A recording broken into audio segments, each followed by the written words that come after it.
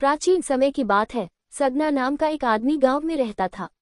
सदना कसाई था और गांव में ही उसकी दुकान थी। सदना कसाई का रोज का काम था दुकान पर जाना और बकरे काटना और फिर उसका मांस बेचना। सदना कसाई इस प्रकार अपना जीवन बीता रहा था। सदना अपने इस काम से काफी खुश था क्योंकि इससे उसका गुजारा बहुत अच्छी तरह से हो जाता था।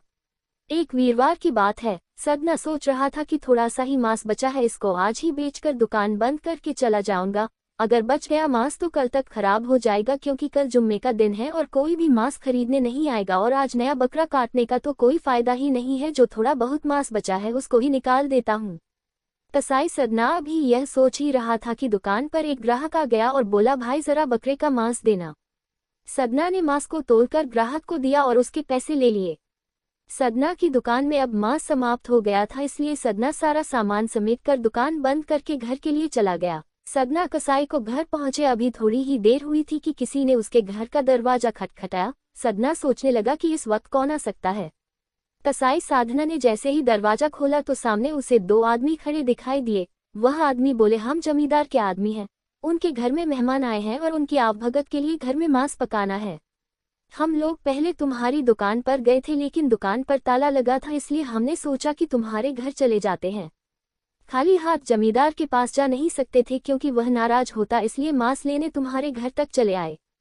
कसाई सदना बोला, अच्छा तो तुम्हें जमींदार ने भेजा है, लेकिन आज मैंने जितने भी बकरे काटे थे वह सब बिक गए हैं।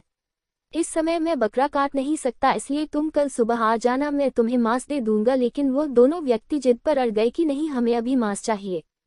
कसाई सदना बोला कि तुम लोग समझ क्यों नहीं रहे, क्योंकि तुम लोगों को तो थोड़ा सा मांस ही चाहिए और कल जुम्मे का दिन है, इसलिए कोई भी मांस खरीदने नहीं आएगा और परसों तक तो मांस खराब हो जाएगा, इसलिए मैं अभी बकरा नहीं काटना चाहता।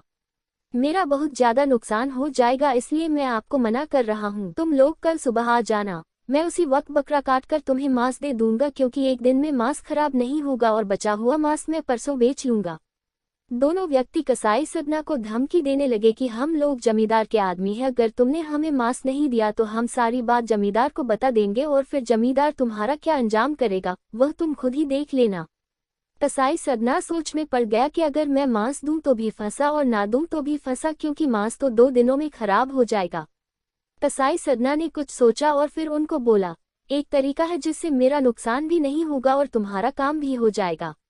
मैं एक काम करता हूँ, बकरे की एक टांग और ऊपर का हिस्सा काटकर तुम्हें दे देता हूँ। इस तरह से तुम्हें भी मांस मिल जाएगा और 2 दिनों तक मांस खराब भी नहीं होगा और 2 दिनों के बाद मैं बकरे को मार दूंगा। ये बात सोचकर कसाई सदना ने चाकू को उठाया और बकरे को काटने के लिए आगे बढ़ गया। कसाई सदना को अपनी तरफ आते देखकर पहले तो बकरा जोर जोर से हंसने लगा और फिर रोने लग गया। कसाई सदना ने जब ये सब देखा तो वह हैरान रह गया और बकरे को कहने लगा, यह क्या बात हुई, पहले तो तुम मुझे देखकर जोर जोर से हंसने लगे और अब रो रहे हो, इस बात का क्या राज है। बकरा सदना को कहने लगा, ए भाई, बहुत जन्म हो गए, कभी मैं कसाई बनता हूँ और तुम बकरे बनते हो, और कभी मैं बकरा बनता हूँ और तुम कसाई बनते हो। कभी तुम मुझे काटते हो और कभी मैं तुम्हें काटता हूँ। जन्मों जन्मों से यही रीत चली आ रही है, लेकिन आज जो तुम करने जा रहे हो वह पहले कभी नहीं हुआ है और इसी बात पर मुझे हंसी आ रही है और रोना इसलिए आ रहा है कि तुम मेरी एक टांग काटने वाले हो और 2 दिनों तक मैं इसी तरह तड़पता रहूंगा और तुम 2 दिनों के बाद मेरे प्राण लोगे। बस इसी बात पर मैं रो रहा हूँ कि 2 दिनों तक मुझे भयंकर दर्द सहना पड़ेगा। पर भाई सदना, एक बात याद रखना, जो तुम आज मेरे साथ कर रहे हो वही मैं कल तुम्हारे साथ करूंगा। आज तुम मेरी टांग काट रहे हो और कल तुम्हारी टांग कटने की बारी होगी। आज मेरी तड़प तड़प कर मृत्यु होगी और कल तुम्हारी तड़प तड़प कर मृत्यु होगी। बकरे के मुंह से ये सब सुनते ही कसाई सदना भौचक्का रह गया। कसाई सदना ने उसी समय बकरे नहीं काटने का निर्णय ले लिया और जाकर जमींदार आदमियों के सामने जाकर बोला, अब चाहे कुछ भी हो जाए, चाहे जमींदार मुझे मार भी दे, लेकिन मैं अब कभी बकरे नहीं काटूंगा, क्योंकि मुझे अभी पता चला है जैसे हम कर्म करेंगे वैसा ही नतीजा हमें भोगना पड़ेगा। जो फसल बोएंगे वही एक दिन काटनी पड़ेगी, इसलिए आज के बाद मैं ऐसा कोई काम नहीं करूंगा जिसका नतीजा मुझे बाद में भोगना पड़े। आज से भगवान की मैं सच्ची भक्ति करूंगा। इस तरह एक घटना ने सदना कसाई को भक्त सदना बना दिया और परमात्मा की ज्योत सदना भगत में ऐसी जली कि उनकी वाणी को श्री गुरु ग्रंथ साहिब में स्थान मिला। शिक्षा। इस सुंदर कहानी से हमें ये शिक्षा मिलती है कि हमें जीवन में हर कर्म सोच समझकर करना चाहिए, क्योंकि जो भी हम आज करेंगे वह कल को हमारे साथ भी होगा। कर्म अपने कर्ता को करोड़ों की भीड़ में से भी ढूंढ लेता है, इसलिए जीवन में हमेशा अच्छे कर्म ही करने चाहिए।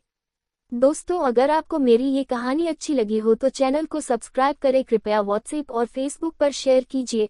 आप अपनी प्रतिक्रिया मुझे कमेंट के रूप में भी दे सकते हैं।